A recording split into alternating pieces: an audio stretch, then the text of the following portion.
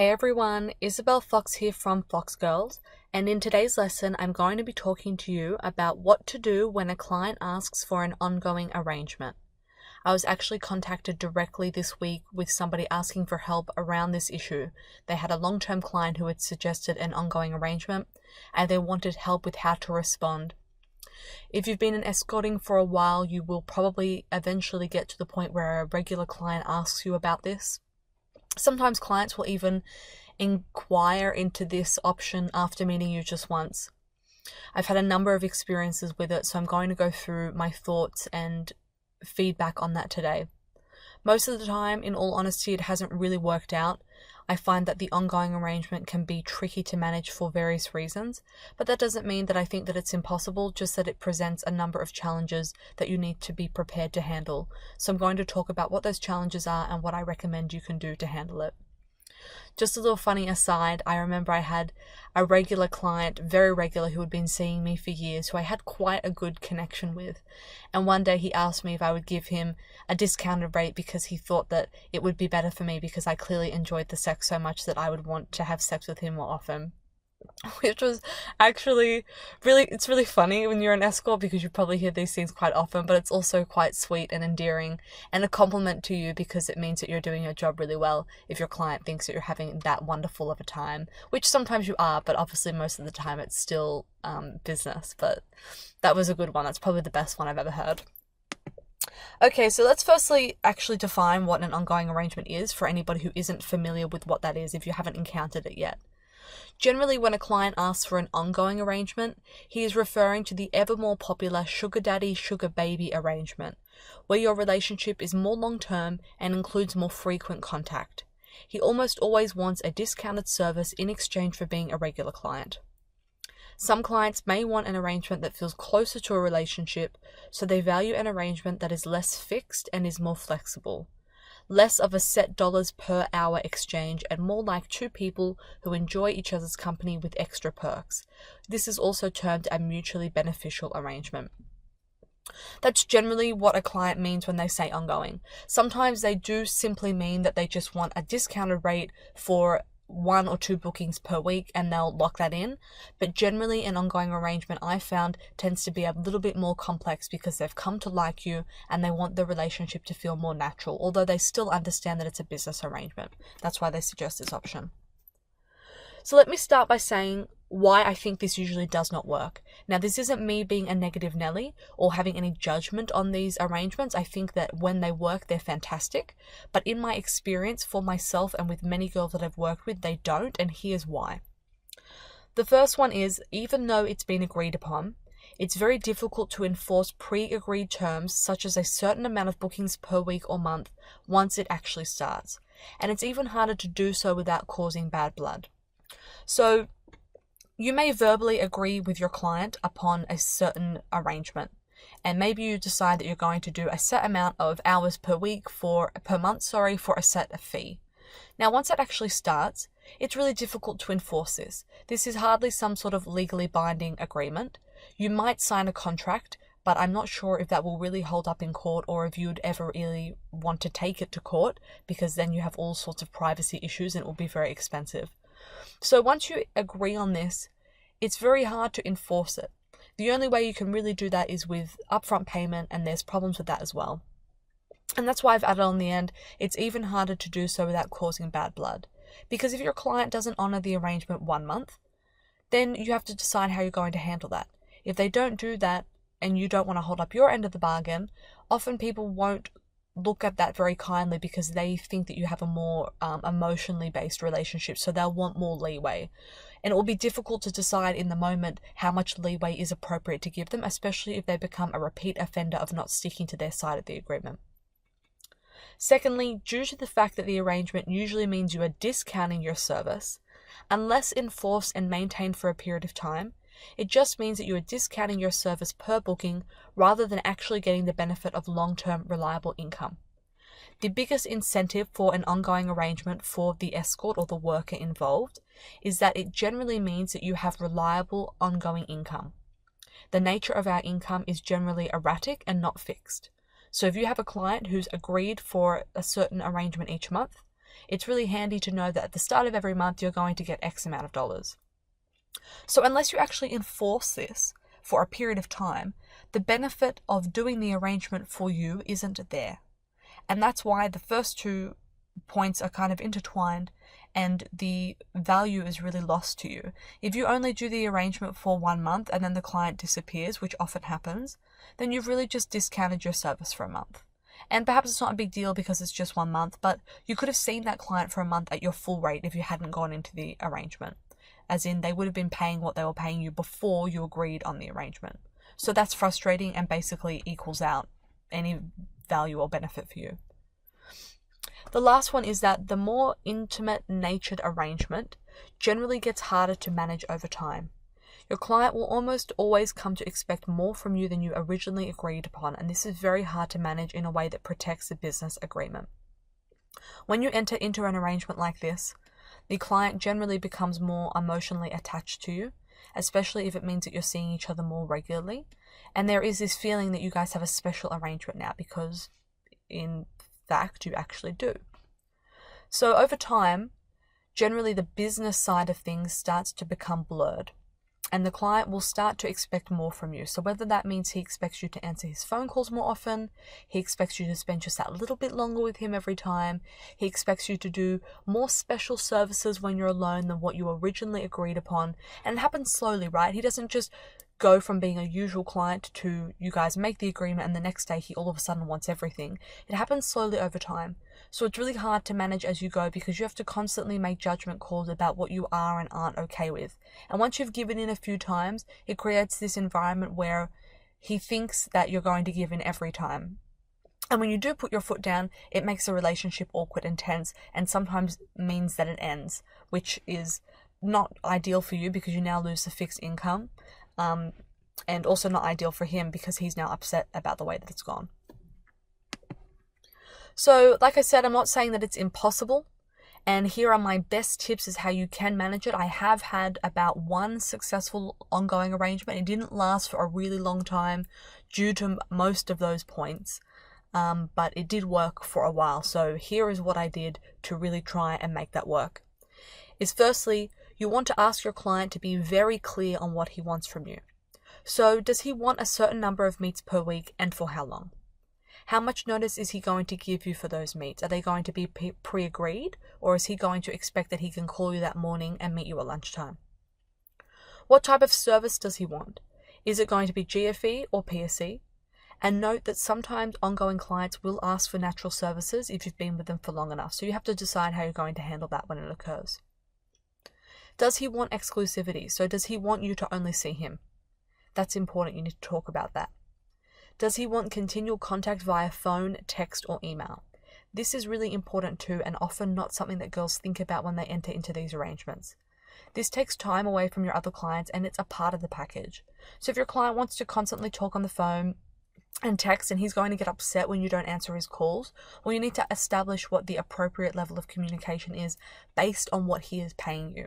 If he wants more communication, he really should be paying more, especially if it's going to take time away from your other clients. If he's unable to answer these questions with clarity, then know that he is not a good long-term arrangement candidate for you. You need to be really clear of this stuff before you get started, because if he can't answer this stuff now, I guarantee you that down the road, there will be a miscommunication somewhere and it won't usually end well. Secondly, agree on and arrange advanced payment. If you are giving your client a discount of some kind, ask for payment in advance. That may be weekly or monthly. However, if you don't, there is almost no way to enforce your arrangement and no benefit for you. You also need to consider and discuss with your client beforehand what to do if he misses a payment but then wants to meet last minute. Do you charge him full rates because he hasn't honored the agreement? This is difficult to manage and I can guarantee it won't go down well. If your client doesn't want to pay in advance, I suggest you get creative with package options that allow more flexibility, which we're going to talk about in the next point. This is the most common issue with an ongoing arrangement. You make the agreement. He says he's going to pay on the 1st of November. It comes around to the 5th of November. He has not paid. You then have the delicate dance of how do you ask him for the money without seeming like you're chasing him. And now remember, you guys have a somewhat emotional relationship, so you can't make him feel like all you care about is the money. And you don't only care about the money, but you still deserve to be paid as per your agreement. So that's a tricky dance that you've already entered into if you decide to do an ongoing arrangement. So then the 7th of November rolls around. He's a week late for payment. And he calls you and he says, oh, babe, I really need to see you today. I've had a really stressful day. What do you say to him? Do you say, oh, I can't meet with you today unless you pay me? You can say that, but usually it may not go down well. Or do you want to say to him, okay, I'll meet with you today, except because you haven't made our payment as agreed, it's just going to be the usual rates. That generally won't go down well either. If he says, oh, I've got the full amount for the month on me now, and you meet with him and he pays, okay, great. But now he hasn't really honored your agreement because he's been a week late. So what are you going to do every time he's a week late or 2 weeks late? Do you allow it because you've done it the first time? So you can see it's a really difficult thing to continue to manage over a long period of time. And that's why I say that you talk about it with the client before it happens. It won't totally eliminate the issue, but at least you've had a conversation that you can reference back to. You can say, hey, Andy, remember we agreed that if you didn't make payment within 5 days of the first of the month, that if you wanted to meet, I would just charge you the normal rates for that month because we're doing it on a month-by-month basis. Now, he may still very well not like this and get upset, but there is less of a chance that he will act that way if you've already explained to him what's going to happen if he doesn't do it. Then you just make it a simple, hey, we agreed on this, but I can't wait to see you at the full rate. And that's probably the best thing that you can do to handle it. And hopefully he will understand that he broke the arrangement and the next month he won't do that again. But that's really a person-by-person situation. And usually, unfortunately from my experience, it doesn't really work out like that. Usually they get upset about it and they don't want to pay the full rate anymore, because who wants to pay full rates for something that they've had that's discounted? Few people. Okay, on to point 3. Based on what the client tells you in question 1, I recommend you come up with 2 to 3 package options for your client to choose from. So once I have clearly established with my client exactly what he wants, then once I have communicated with him about upfront payment and explained to him why I want that and everything like that, I'll then go on to come up with 2 to 3 different options that I think suits what I know that he wants. So each option should have different levels of flexibility and pricing. That means that the least flexible option should be the cheapest.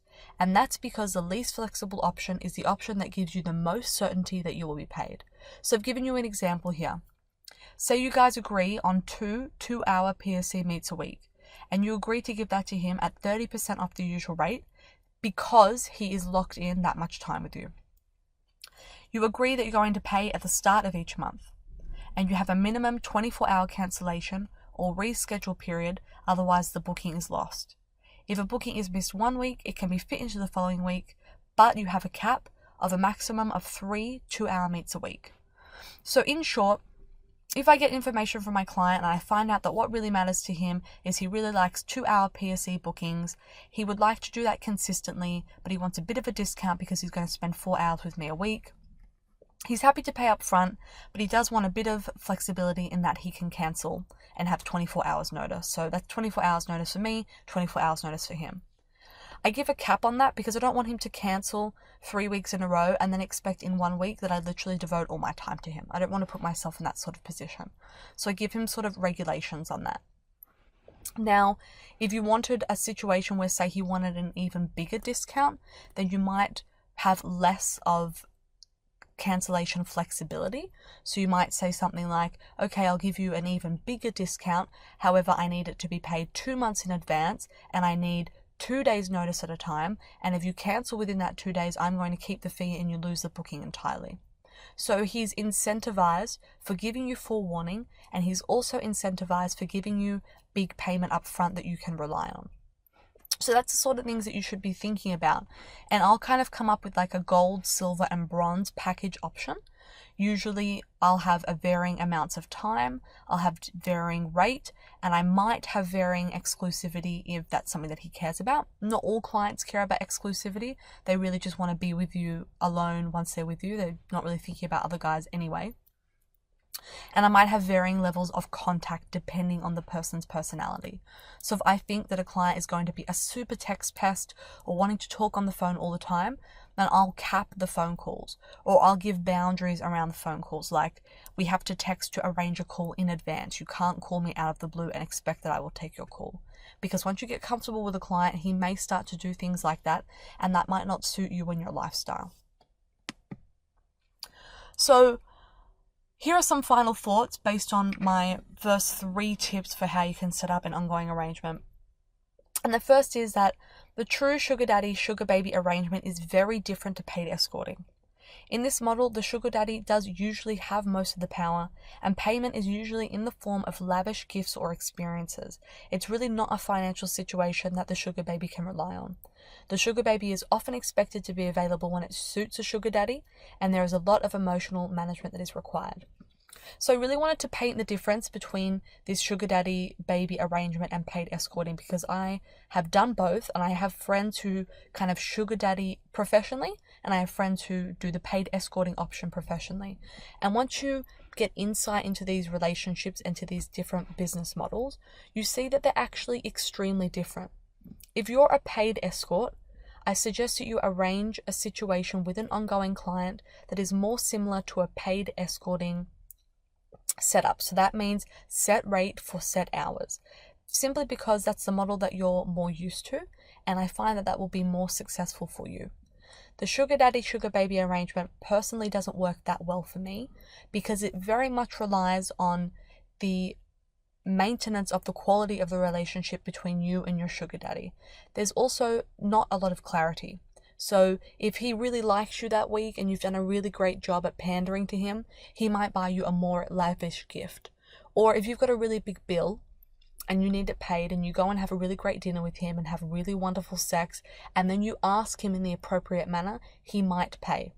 But I find that that arrangement has a lot more heavy duty and hard work to manage, rather than a more clearly arranged ongoing agreement in a paid escorting sort of situation. So just explain that really clearly there, because I found that a lot of people don't know the difference between them and they mistake one for the other. So when you're getting into an arrangement with a client, just be clear on what style you're leaning towards when you speak with him. If he really wants a mistress and a paid girlfriend that he gives lots of presents to and compliments and takes out on really great experiences when it suits him, then you're really looking at more of a sugar daddy, sugar baby arrangement, and there really isn't a lot of financial stability in that option.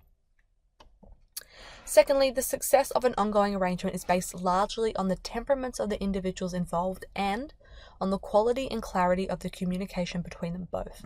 So the client that I did have a rather successful ongoing arrangement with, he was a really patient, understanding, and communicative kind of guy. So he wasn't afraid to talk about money. He wasn't jealous or possessive. He didn't get upset when I wanted to make clear guidelines. He was similar as well. He wanted to have really clear understanding on what our arrangement involved, and he was happy to do that. So we were similar and really compatible in that way. He also really valued conversation and having a really nice but private time together in a hotel room, and that was similar to me, is I didn't really want to go out and do all sorts of public things with him. I just wanted to have an ongoing arrangement that was private, that was really similar just to a booking, and he was that kind of guy as well, so we really got along like that. And I really stress the quality and clarity of the communication, because if you're entering into arrangement with somebody long term, it's highly probable that there will be a problem at some time, because that's life and that's humans. And you want to know that when that occurs, that you both have established a good history for actually working through that kind of thing.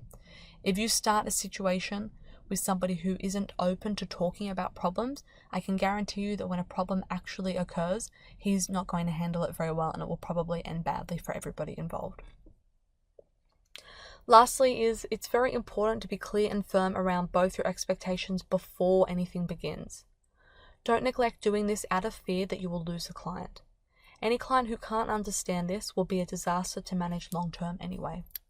So I've had some girls come to me and be like, Belle, I don't want to talk about cancellation policy because I don't want him to think that I'm already thinking about cancelling. Or, Belle, I tried to ask him, what happens if he pays late, and he didn't want to answer the question. Well, the unfortunate news is that he's probably not a good long-term candidate for you. If he cannot communicate clearly and rationally when there are no issues and just when it's an idea, it's not even actually something that's occurring, then he's not going to be the sort of person who handles things well when things go wrong. That's not a good dynamic to enter into. It will probably end up taking a lot of your time and energy, and he probably won't pay for the amount of time and energy that you use on him. So you'll end up spending heaps of time with him, whether that be arguing or try to work out your arrangement, and you won't get paid for it. So it's really just a waste of your time. So I really want to repeat that. Any client who cannot respect the business nature of your arrangement at the start and who can't communicate clearly around the terms and expectations of your arrangement is not a good prospective client to get into a long-term arrangement with. If he is difficult now, imagine how it will be to deal with him when something goes wrong or in a month's time. You will only lose him as a client completely or not want to see him anymore when he becomes too much of a headache, which still means you've lost a once full-paying client. The whole reason, usually, to get into an ongoing arrangement is the financial incentive, whether that be stability or a bit more money because he's going to see you more regularly. So you really bite yourself in the butt and basically lose the whole point of it if the end occurs. And I see this happen a lot.